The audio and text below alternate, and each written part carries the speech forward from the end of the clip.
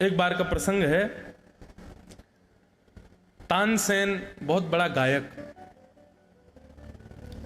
हमारे उत्तर भारत में बड़ा नाम। महाराज जी तानसेन, उनके विषय सभी जानते ही हैं। तानसेन जब गाता था तो दीपक जल जाते थे। तानसेन मेघ मल्हार गाता था तो बादल गरज के बरस जाते थे।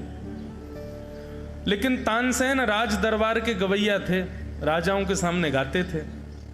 एक बार वृंदावन आए तो वृंदावन आकर के उनके चित्त में इच्छा प्रकट हुई कि मैं ठाकुर जी को सुनाऊं।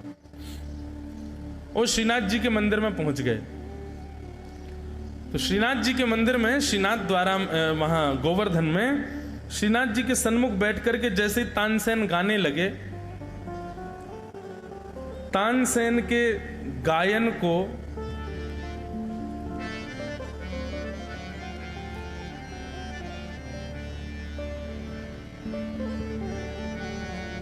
सुनकर के स्थिति ये हुई कि भीतर खड़े ठाकुर जी, ऐसे श्रीनाथ जी खड़े, और जैसी तानसेन ने गाना प्रारंभ किया, महाराज बड़ा हल्ला हो गया गोवर्धन में, तानसेन आया, तानसेन आया। भीड़ लग गई मंदिर में।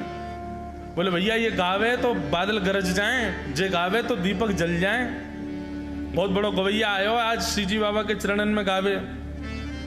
तानसेन ने जैसे ही गाना प्रारंभ किया तो उसका गायन प्रारंभ होते ही पीछे खड़े जितने भी दर्शक थे वे सब तो वाह वाह करने लगे, परंतु ठाकुर जी की सेवा में बैठे हुए गुसाई श्री विठलनाथ जी ने तानसेन की गायकी के समय ठाकुर जी को जब देखा तो महाराज जी वर्णन आता है कि तानसेन जब गा रहा था तो भीतर खड़े ठाकुर जी ऐसे खड़े थे और खड़े खड़े ठाकुर जी को झोंके आ रहे थे।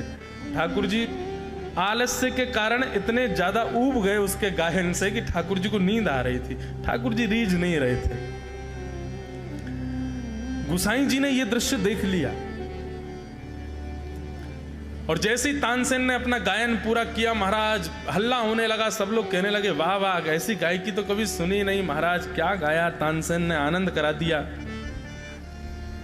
गुसाई जी भीतर गए और भीतर जाकर के अब कुछ भेंट देनी है उसको, तो भेंट देने के लिए भीतर गए। भीतर जाकर के अंदर से एक सुंदर बड़ा महंगा वाला वस्त्र उसमें भीतर कुछ रख करके लाए और तानसेन को दे दिया। लो, तानसेन ने बड़ा बहुमूल्य वस्त्र देखा महाराज, बड़ा चिकना वस्त्र, बड़ा महंगा वस्त्र था वो, और उस वस्त्र के अंदर कुछ कठोर सा रखा था। तानसेन ने कहा, बोले महाराज इतने राज दरबारों में मैंने गाया, इतना महंगा वस्त्र मैंने अपने जीवन में पहली बार देखा है। अब वस्त्र इतना महंगा है तो अंदर वस्तु तो पता नहीं कितनी महंगी होगी। जैसे तानसेन ने खोल करके देखा तो फूटी कौड़ी थी भीतर। तानसेन अचंभित होकर गुसाई जी की ओर देखने लगा, बस देखा, कुछ कहा नहीं। गुसाई जी बोले, तानसेन तुम राज दरबार के गायक हो ना, तो राजाओं को रिझाने के लिए और संसार को रिझाने के लिए तुम्हारी गायकी इस कपड़े के भांति है, बहुत बहुमूल्य है। संसार तो बहुत रीझेगा तुमसे, राजा महाराजा ये सब तो तुम्हारी वाहवाही करेंगे, रिजवार करेंगे तुम्हारी, लेकिन बाहर का कपड़ा बहुमूल्य है और भीतर फूटी कौड़ी है। इसका मतलब तुम्हारी बाहर की गायकी बाहर का लोक रंजन कर सकती है, पर चित्त से नहीं गाते हो, इसलिए तुम्हारी गायकी से ठाकुर जी परमात्मा कभी नहीं रिझ सकता, इसलिए तुम्हारी गायकी भीतर से फूटी कौड़ी के समान है।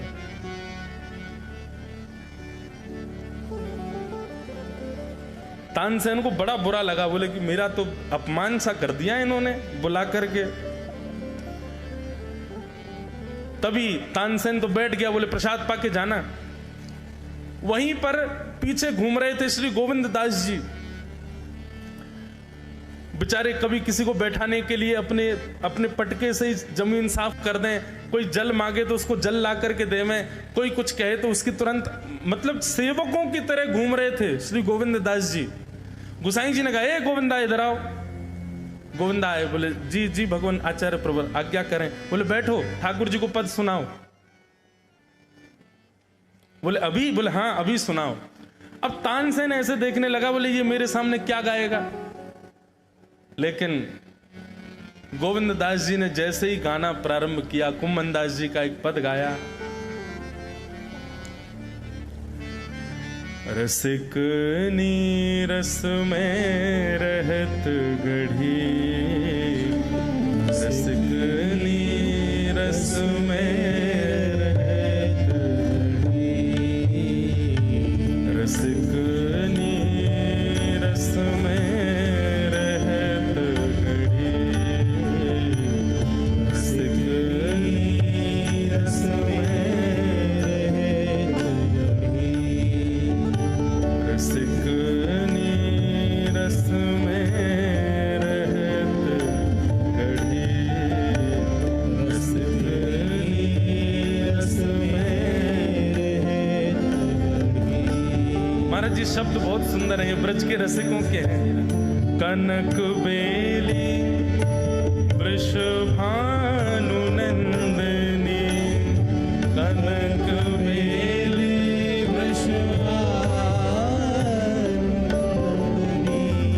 कनक बेली वृषभानु नंदिनी, कनक बेली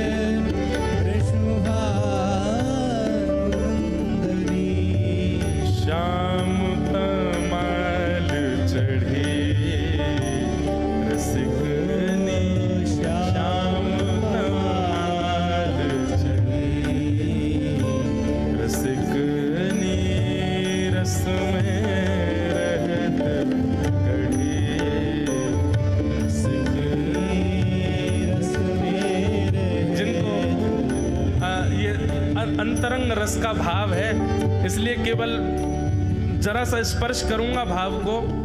कनक बेली वृषभानु नंदिनी, एक आपने पौधा देखा होगा, वो उसके पास लकड़ी हो तो वो उस पर ऐसे गोल गोल गोल गोल उसके ऊपर चढ़ जाता है, उसको हमारे यहाँ बेल कहते हैं। ऐसे बेल की भांति चढ़ गया है। कनक बेली वृषभानु नंदिनी, कनक बेली मतलब कंचन जैसी, वृषभानु नंदिनी श्याम तमाल चढ़ी। ठाकुर जी का रंग कैसा है? तमाल, कृष्ण वर्णम, तमाल वर्णम, ये ठाकुर जी का वर्ण है। कनक बेली वृषभानु नंदिनी श्याम तमाल चढ़ी, रसिक नी रस में रहत गढ़ी, रसिक नी रस में रहत गढ़ी, बेहरत श्री गिरधरन लाल संग, बेहरत श्री गिरधरन लाल संग, बेहरत श्री गिरधरन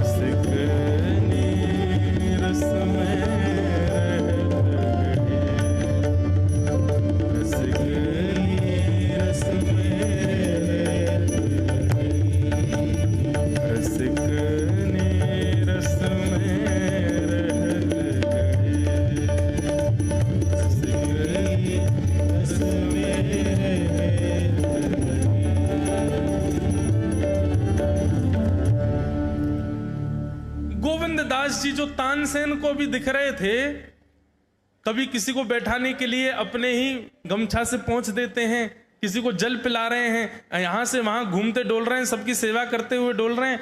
और गोसाई जी ने ऐसे ही बुलाया, बोले आओ आकर के ठाकुर जी को कुछ सुनाओ। एक तो शब्द इतने गहरे, और ऊपर से गोविंद दास जी ने जब प्रेम उन्मुक्त होकर के गाया, बगल में फूटी कौड़ी हाथ में लेकर के बैठा हुआ तानसेन, उसके नेत्रों से अविरल अश्रुधार गिर रही है। थोड़ी देर बाद किसी ने जाकर के उनको जय श्री कृष्ण कहकर के जब स्पर्श किया, तब तानसेन के नेत्र खुले, और नेत्र खोल करके उसने गोविंद दास जी को देखा, और देख करके गुसाई जी के पास गया, और गुसाई जी के सामने जाकर के वो फूटी कौड़ी रख दी। बोले महाराज, आपने कहा कि ठाकुर जी के सामने मेरी गाय की फूटी कौड़ी के समान है, पर गोविंद दास को सुन के लगता है आपने मुझे बहुत ज्यादा दे दिया, मैं इसके लायक भी नहीं हूं, मैं फूटी कौड़ी के लायक भी नहीं हूं। इन रस भाव में उन्मुक्त, इन भाव सरोवर में डूबे हुए वैष्णवों के आगे मेरी गाय की कुछ नहीं। पर बात यहां हो रही है गोविंद दास जी की सरलता की। गोविंद दास जी भी एक गायक हैं, पर उनके सामने तानसेन को बुलाया गया, तानसेन को बैठाया गया, तानसेन से गवाया गया, लेकिन फिर भी गोविंद दास जी के चित्त में किंचित भी ईर्ष्या का भाव नहीं आया है। और ये वैष्णव का बंधुओं, एक बात और कहनी, एक मन में भाव आ रहा है कि हमारे चित्त में किसी के प्रति ईर्ष्या ना आना, ये इसका प्रयास तो हमको करना ही है, परंतु वैष्णव का एक स्वरूप और होता है, वो जिसके सामने बैठ जाएगा, यदि वास्तव में वैष्णव है तो सामने वाले का दुर्गुण अपने आप नाश होगा, कुछ कहना करने की आवश्यकता नहीं है। आप वास्तव में वैष्णव हैं, भजनानंदी हैं, ठाकुर जी की अनन्य सेवा करते हैं, कथा को जीवन में उतारते हैं, तो आप जिस व्यक्ति के संग बैठेंगे, बिना कुछ कहे, बिना कुछ बोले, आपकी केवल उपस्थिति मात्र से उसके दोषों में परिवर्तन आने लग जाएगा। गोविंद दास जी ने जब गाना प्रारंभ किया तो उनकी गायकी सुनकर के बादशाहों के दरबार में गाने वाले तानसेन को ईर्ष्या होनी चाहिए थी, पर ईर्ष्या न होकर के प्रेम में परिवर्तित हो गए, और गोविंद दास जी रुदन करने लगे, आनंद मग्न हो गए। इसका मतलब क्या है? श्री गोविंद दास जी के चित्त में ईर्ष्या नहीं है, इसलिए उनकी गायकी से निकले हुए स्वर जब तानसेन के चित्त में गए, उसके चित्त में भी ईर्ष्या का प्रादुर्भाव होने नहीं दिया। यही भागवत का अधिकारी का स्वरूप है, निर्मत्सराणाम सताम, मात्सर्य दोष से जो रहित है। मात्सर्य दोष यदि चित्त में है, कहीं ना कहीं किसी के प्रति ईर्ष्या, किसी की उपलब्धियों से आप परेशान हैं, ठाकुर जी से बहुत दूर हो अभी आप। तीसरी बात, वैद्यम वास्तवमत्र वस्तु शिवदम। श्रीमद् भागवत केवल और केवल आपको एक वस्तु प्रदान करेगी। कौन सी वस्तु? अस्ति स्वस्तरुणी कराग्र विगलत कल्प प्रसूना प्लुतम वस्तु प्रस्तुत वेणुनादल हरि निर्वाण निर्व्याकुलम।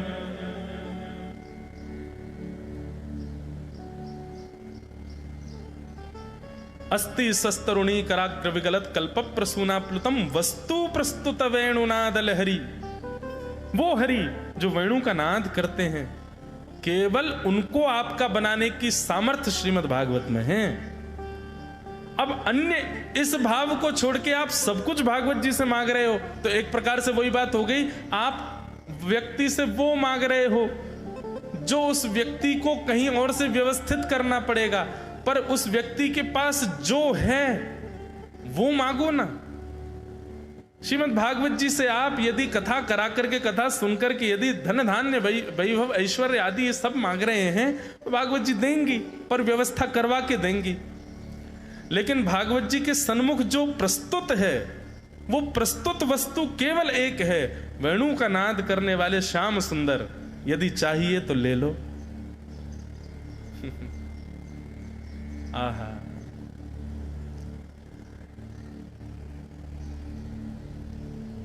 विक्रेतु कामाखिल गोप कन्या मुरारी पादार्पित चित्त वृत्ति दध्यादिकं मोहवशाद्य वोचेत् गोविंद दामोदर माधवेति। कितना सुंदर भाव है। विक्रेतु कामा खिलगोप कन्या। एक गोपी अपने सिर पर एक डलिया में बहुत सारे फल लेकर के और बेचवे के काजे जा रही है, और रास्ता भर कहती जा रही है, अरे कोई आम ले लो, कोई सेब ले लो, कोई अमरूद ले लो। अन्य अन्य फलों के नाम लेती वही जा रही है और पूरे ब्रजमंडल में चिल्लाती वही जा रही है, आम ले लो, सेब ले लो, अमरूद ले लो, संतरा ले लो। उस स्वर को जब नंद नंदन ने अपने नंद भवन में क्रीड़ा करते हुए श्रवण किया, नन्हे से गोपाल जी हैं, केवल 3 वर्ष की आयु है ठाकुर जी के, मोटे मोटे पांव, मोटे मोटे हाथ, ठाकुर जी को नेक्स सो पेट, बटुआ सो मुंह, और ठाकुर जी क्रीड़ा कर रहे हैं। और क्रीड़ा करते करते तोतली बानी में यशोदा मैया तक कहने लगे, बोले मैया मैं फल खरीदवे जाऊंगो। मैया बोली, लाला फल ऐसे ना मिलो करें, फल बेचवे वाले को कछु देनो पड़े, तेरे पास तो कछु है ना है, तू कमावे धमावे तो है ना है, इतना बड़ा है गो, अब वो घर में बैठो रे, 3 वर्ष के हैं ठाकुर जी बस। ठाकुर जी बोले, मैया जे नंद भवन कौन को है? बोले 13 है। इन 9 लाख गैया कौन की है? बोले जेऊ तेरी है। और ये नंद बाबा कौन को है? बोले ये तेरो पिता है भैया। और मैया तू कौन की है? बोले मैं भी तेरी हूं। तो फिर मैं इतनी सबरी संपत्ति को मालिक हूं, तू यूं कैसे कह रही है? मैं जो कमाऊं धमाऊं ना, ये सबरो मेरो ही है मैया। और मैया देख आज मैं तेरे सामने फल खरीद के लाऊंगा। मैया बोली जा, मैं भी तो देखूं कैसे जाएगा। सो ठाकुर जी फल खरीदने के लिए जा रहे हैं नन्हे से ठाकुर जी। और कहां लेके जा रहे हैं?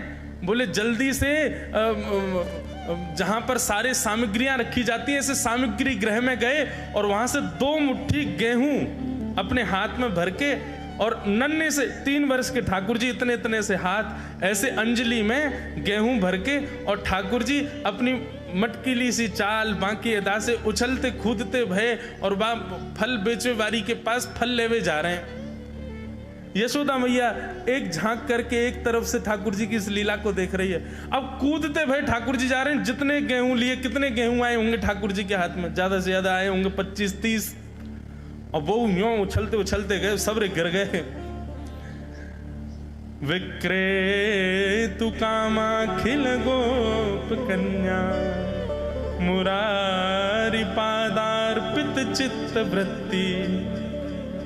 अरे कोई आम ले लो, सेब ले लो, अमरूद ले लो, कहती हुई जैसे ही जा रही थी तभी उसकी दृष्टि पड़ी एक गली में, और वो गली जा रही थी नंद भवन की ओर। नंद भवन से नन्हे से बालक, नन्हे से सांवरे सलोने ठाकुर जी, छोटी सी धोती पहनी है, हाथन में पद्म राग के कड़ूला पहने हैं, गले में कौस्तुभ मणि पहनी है, सुंदर घुंघराले केशन को गूंथ करके यशोदा मैया ने ऊपर सुंदर मोतीन से लड़ बांध करके वहां में एक मोर पीछ लगायो भयो है। नन्हे से ठाकुर जी इतनी व्याकुल भरी दृष्टि से देख रहे हैं उस फल बेचने वाली को कि कहीं चली ना जाए, वहां से पहले मैं जाके आते फल ले लूं। ठाकुर जी के उस रूप को देखते ही वो फल बेचने वाली वहीं रुक गई, देखने लगी सुंदर से ठाकुर जी को। ठाकुर जी बाके सामने जाके खड़े है गए। उसने अपने फल की डलिया नीचे रखी। ठाकुर जी फल देख रहे हैं कौन से लेने हैं। अब उंगली करके ठाकुर जी कह रहे हैं जेवारो दे दो, जेवारो दे दो, ये दे दो, ये दे दो। करते करते करते पूरी डलिया ही कह दी। बोले सबरी दे दो। गोपी बोली, अरे लाला ये सब ऐसे ही ले जाएगो, कछु देगो ना मुकू? अरे ऐसे ना मिलो करे, कछु देनो पड़े, चल कछु दे मुकू तभी मिलेगी ये। ठाकुर जी बोले तो फिर रो काई क्यों रही है? मैं ऐसे थोड़ी लेके जाऊंगा, नंद बाबा को ला लाऊं, मेरी सभी संपत्ति है, मैं अपनी संपत्ति में से कछु हिस्सा तो को दूंगा तब फल लेके जाऊंगा। अच्छा दियो कहा देगो संपत्ति में? तो जितने गेहूं ठाकुर जी भर के लाए बा में से केवल एक बचो ठाकुर जी के हाथ में, और ठाकुर जी मुट्ठी खोल के वो एक गेहूं ले में, और बड़े संकोच बस कि अब एक ही बचो कहा करूं, ले जी है। उस एक गेहूं के दाने को अपने हाथ में लेकर के कोमल से ठाकुर जी की उस मुखाकृति को देख करके वो फल बेचने वाली की तो सुध बुद्धि चली गई। ठाकुर जी बोली अरे नजर लगावेगी मुंह को, चल जल्दी फल दे दे। बोले फल दे तो दूं, लेके कैसे जाओगे? 4 आम के बराबर के तो तुम स्वयं हो, एक आम के ऊपर एक ऐसे 4 खड़े कर दूं तो इतने बड़े तो तुम खुद ही हो, कैसे लेके जाओगे? ठाकुर जी बोले बड़ी चिंता। तभी गोपी ने की अच्छा आओ मैं दूं। ठाकुर जी को हाथ पकड़ करके उनकी कारी कमरी खोली, उनकी पीताम्बरी ने ढीली करी, और ठाकुर जी के कछु फल तो कमरिया में बांध दिए, कछु पामन में बांध दिए, कछु हाथन में बाजूबंद बना के बांध दिए, कछु गरे में लटकाए दिए। ऐसे कपड़ान में फल भर भर के ठाकुर जी के पूरे अंग में फल लटका दिए। अब ठाकुर जी को पेट तो है गयो ऐसो, यहाँ तक कमर निकल रही है, पीछे तक निकल रहा है, पीछे बस्ता की तरह वहां में कपड़ा में फल बंधे भये हैं, हाथन में बाजूबंद में भी केला आदि आदि सब बंधे भये हैं। और ऐसे ठाकुर जी मटकते भये, उछलते भये, और बड़ो श्रम है रोए, उठा नहीं पा रहे पाम को, इतना भारी है गयो पाम। और जैसे तैसे खिसक खिसक करके नंद भवन की ओर जा रहे हैं। इस रूप को जब उस फल बेचने वाली ने देखा, उसने अपनी फल की डलिया उठाई, और फल की डलिया उठा करके जब सिर पर रखी तो आगे चलते हुए नेत्र बंद हो गए। अब ये नहीं कह रही है आम ले लो, अमरूद ले लो, संतरा ले लो, अब तो बस यही कहती जा रही है गोपाल ले लो, कृष्ण ले लो, माधव ले लो, मधुसूदन ले लो, गोविंद ले लो, नंद जी को लाला ले लो, गिरधर लाल ले लो। अरे सब कह रहे हैं अरे कहाँ बेच रही है? बोले यदि मुंह पे मिल जाए तो मैं तो बाकू कभी नहीं बेचूं, लेकिन कहाँ करूं, वो चित्त में ऐसा बैठ गया है, अब मैं कोई और कार्य की रही नहीं हूं। या हमारे भैया यदि कोई में क्षमता हो तो मेरे चित्त ते वा गोविंद को ले जाओ। ये मेरे चित्त में या की झांकी ऐसी बैठ गई है, अब मैं कोई और कार्य की रह नहीं गई। विक्रेतु कामाखिल गोप कन्या, मुरारी पादार्पित चित्त वृत्ति, दध्यादिकं मोह वशाद्य बोच्य, गोविंद दामोदर माधवेति।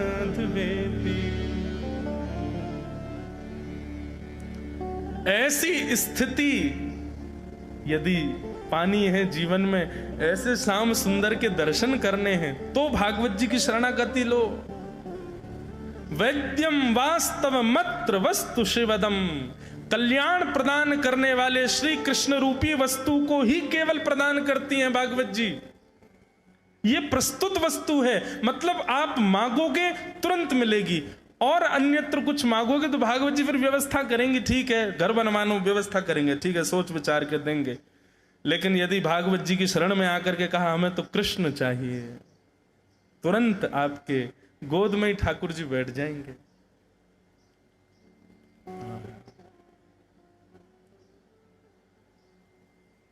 ऐसा सुंदर भाव। वैद्यम वास्तव मत्र वस्तु शिवदम। और श्रीमद् भागवत जी का प्रयोजन क्या है? विषय, अधिकारी, संबंध और अप्रयोजन। तो प्रयोजन क्या है? तापत्रयोन्मूलनम